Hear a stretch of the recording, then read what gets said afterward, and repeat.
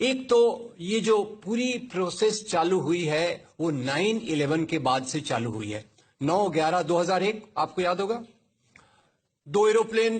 खैर मैं कुछ चीजें दोहरा रहा हूं ताकि हम समझ सके आईएस आया कहां से। ये ऊपर से टपका कि अंदर से कोई ऐसी चीज है जो इस कैंसर को बढ़ावा दे रही है। वो कैंसर को जो बढ़ावा देने वाली चीज है वो थोड़ा समझने की कोशिश हम करते हैं। खैर 2 एरोप्लेन आए, 2 एरोप्लेन हाईजैक किए गए ऐसा बोलते हैं। ये सब बोलते हैं वाली बात मैं कह रहा हूं, मीडिया का मामला है।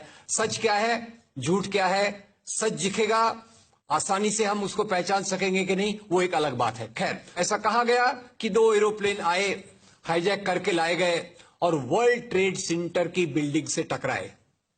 अब इतनी बड़ी बिल्डिंग थी, वो एरोप्लेन से गिर सकती कि नहीं, वो दूसरा सवाल। वो सवाल मैं सब अंदर छोड़ देता हूं, उस पर मैं नहीं जाऊंगा। बिल्डिंग नीचे बैठ गई और उसी के साथ करीब 3000 लोग मारे गए। कुछ मैं सवाल पूछता हूं अपने दोस्तों से ताकि मेरी समझ भी बढ़े, आपकी समझ भी बढ़े। एक सवाल का जवाब दीजिए, ये 3000 लोग जो मारे गए, ये लोग गुनाहगार थे या बेगुनाह थे? बेगुनाह थे। और इसके बाद वो ओसामा बिन लादेन, बुरा मत मानिएगा, मैं उसकी बहुत आलोचना करता हूं, वो कहता है ये अच्छा हुआ, ये जिहाद है, ऐसा और होना चाहिए, अल्लाह का शुक्र है। अब ये इस्लाम के नाम से उसने जो कह दिया, मेरे ख्याल से इस्लाम पे ये सबसे बड़ा अटैक था। और ये अटैक करने वाले के पीछे कौन था? क्या ओसामा बिन लादेन ऑटोमेटिक आ गया?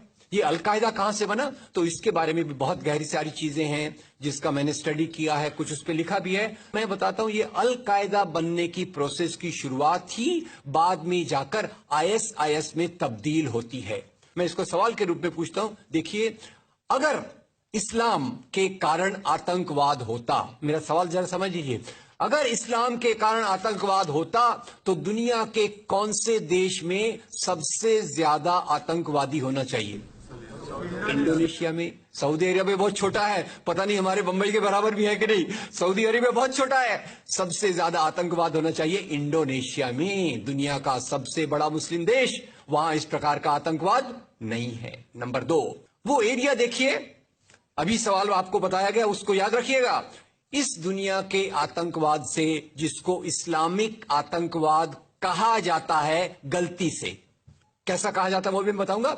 इस आतंकवाद से मारे जाने वाले ज्यादा लोग, इससे मारे जाने वाले ज्यादा लोग हिंदू हैं, मुसलमान हैं या क्रिश्चियंस हैं? मुस्लिम हैं। इस्लाम के नाम पे आतंकवाद है, सबसे ज्यादा कौन मारा जाता है? मुस्लिम। अब तीसरी बात का ख्याल कीजिए, किस एरिया में इसका लोकेशन है? This terrorism is located in which area? तो उस एरिया की मैं 3 आपको बातें बताता हूं। उस एरिया में, जिसको मैं वेस्ट एशिया कहता हूं, पश्चिम एशिया में 3 चीजें हैं। नंबर 1, वहां रहने वालों में मुसलमान ज्यादा है, यस नो? उसी एरिया में आतंकवाद ज्यादा है, उसी एरिया में तेल का खजाना है। तो आतंकवाद तेल के कारण है कि इस्लाम के कारण है? तेल के कारण है। और तेल का कब्जा कौन करना चाहता है? तेल का कब्जा वो ताकत करना चाहती है जो वॉशिंगटन में बैठे हुई पूरी दुनिया को नचाते रहती है। काम करने वाला कोई और गुनाहगार कोई और बनाया गया। अब ये आया कैसे? तो आपको बता दूं कि ये अल-कायदा के जो मदरसे, अब मदरसा अपने आप में खतरनाक शब्द उसमें कर देते हैं, कुछ मदरसों में इस आतंकवाद की ट्रेनिंग दी गई। इस्लाम के कारण गलत।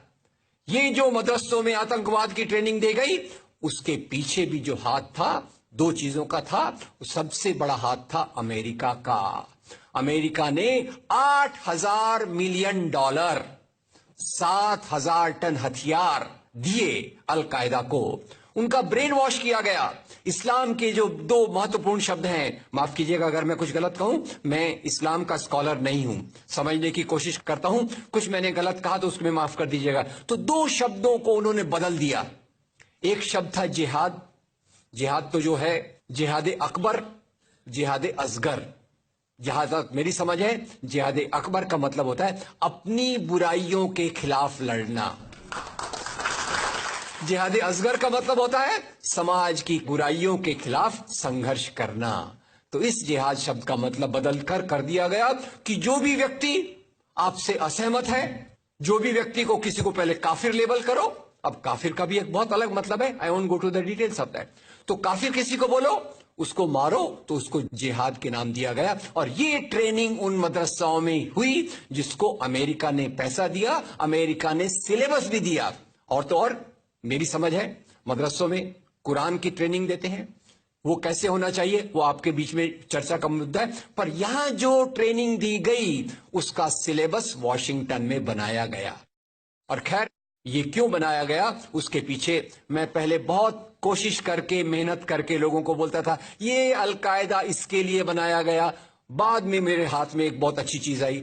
अब यूट्यूब में कई चीजें बहुत अच्छी है, कई चीजें खराब हैं। यूट्यूब के कारण हमारे कई नौजवान भटक भी रहे हैं, पर यूट्यूब की कुछ अच्छी चीजें आपको बताता हूं।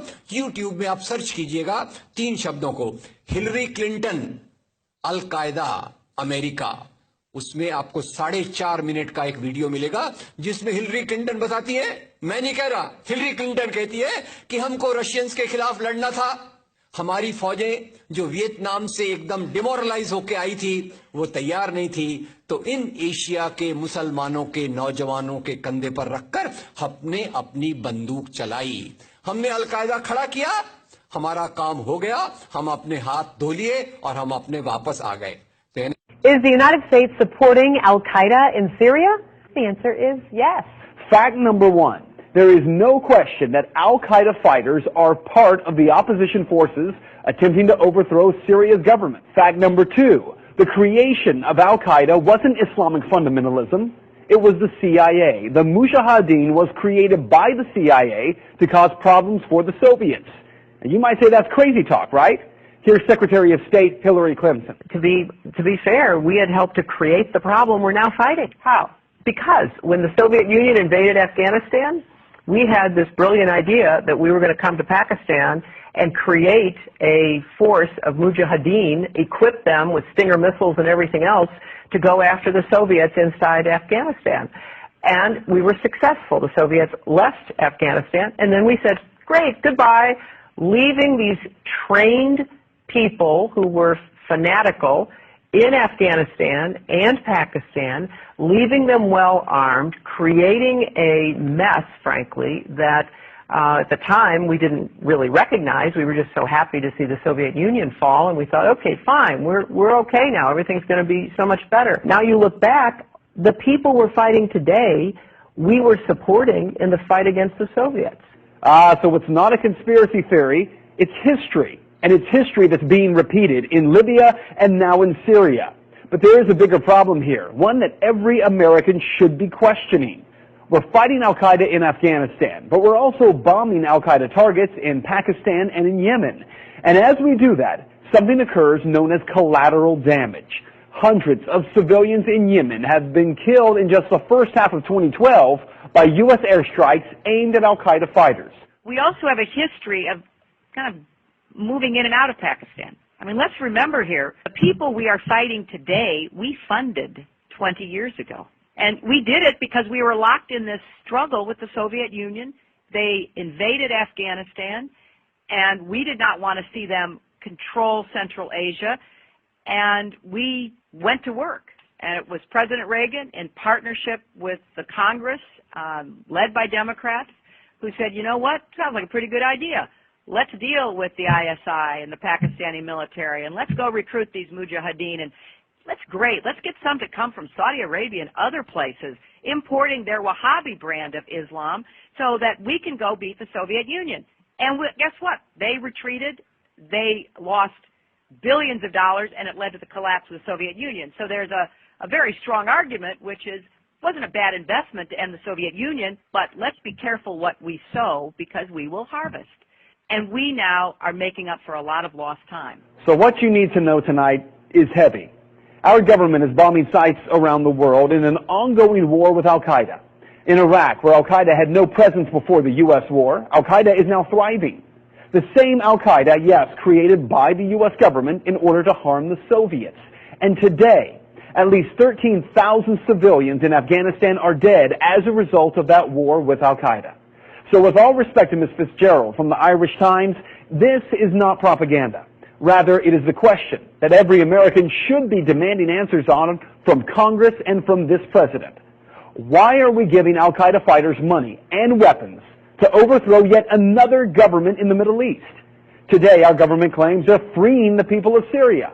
Tomorrow, if history tells us anything, we will be killing and wounding civilians in airstrikes and then referring to them as collateral damage in a war with an enemy who we brought to power. आ गए तो यानी हमने cancer के बीज डाल दिए, हम तो अपने देश में सुरक्षित हैं, उसका जो नतीजा भुगतना हो वो एशिया के लोग भुगते, वेस्ट एशिया के लोग भुगते। और उसी के साथ 9/11 के बाद उसी के साथ अमेरिकन मीडिया ने एक सबसे खराब काम किया, the most anti human act in the history of Mankind.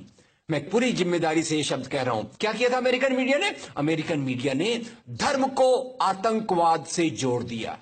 मजहब जो मोहब्बत सिखाता है, मजहब जो इंसान को इंसान बनना सिखाता है, उस मजहब के साथ इन्होंने आतंकवाद को जोड़ दिया और एक शब्द बनाया पहली बार, इस्लामिक टेररिज्म।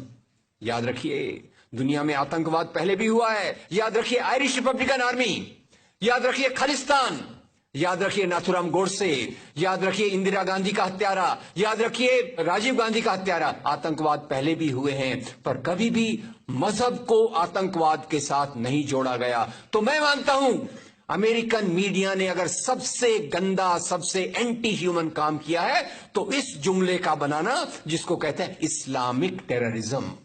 अब इसके पीछे इस्लाम का कोई हाथ नहीं। जिहाद शब्द का मतलब बदल दिया गया और काफिर शब्द का मतलब बदल दिया गया। यहां से ब्रेन वॉश की एक प्रोसेस चालू हुई और इसी को मैं कहता हूं, ये प्रोसेस जो चालू की, ये प्रक्रिया एक कैंसर होती है। मेरा थोड़ा मेडिकल बैकग्राउंड है, मैं जानता हूं कैंसर शुरुआत में होता है, आपने ट्रीट कर लिया तो ठीक है, जब वो फाइनल स्टेज में जाता है तो पूरी दुनिया की बर्बादी करने पे तुल जाता है। और वही बात अलकायदा के साथ हुई। अलकायदा के बाद मामला वहीं खत्म नहीं होता। तेल की प्यास, तेल की भूख बहुत बड़ी है। आप जानते हैं भारत 200 साल तक गुलाम रहा इंग्लैंड का। काय के लिए गुलाम था? क्योंकि उनको यहां का कच्चा माल लूट कर ले जाना था। After colonialism there is imperialism, और ये इंपीरियलिज्म चाहता है दुनिया के रॉ मटेरियल्स, दुनिया के रिसोर्सेस को लूट कर अपनी समृद्धि को, अपनी प्रॉस्पेरिटी को बढ़ाया जाए। और उसी के चलते उन्होंने एक और काम किया और वो काम था इराक पे हमला। अभी ब्रेक्सिट, अभी वो कौन सी रिपोर्ट आई है, मैं नाम भूल गया उसका, जिसमें ब्रिटेन के प्रधानमंत्री जो थे उनको एक गिल्टी करार हो रहा है। वो रिपोर्ट में पहले उन्होंने तय कर लिया कि हमको इराक पे हमला करना है, बाद में आर्ग्यूमेंट ढूंढते रहे कि भाई कौन सी बात पे हम इराक पे हमला करें। तो बोले अरे इराक के पास तो वेपन्स ऑफ मास डिस्ट्रक्शन है।